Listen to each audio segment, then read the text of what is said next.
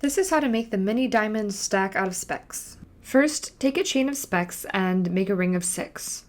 Wrap the chain around the ring until you have a hexagon that is 3 Speks on each side. Next, make a ring of 6 Speks and wrap the chain only around the first 3 edges so that it forms this triangle-like shape. Fill in the hole in the middle, and then repeat this so that you have 2 of these. Next, you're going to start with a ring of 6 again. Wrap the chain only around 3 edges, then disconnect the chain and attach it to where it started on that second layer, and add another layer of chain so that it forms a shape that has 2 Speks on 3 sides and 4 Speks on 3 sides. Some might call this an irregular hexagon. Don't forget to fill in the center hole. Repeat this step again so that you have 2 of these shapes.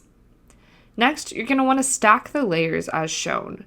The sides will be respectively increasing or decreasing in the number of Speks present on each side layer.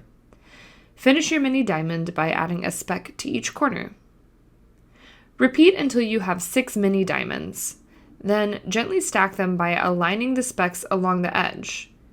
It may take a few tries, but if you get them stuck or misaligned, simply use your splitter card to separate them. And there you have it. Happy building!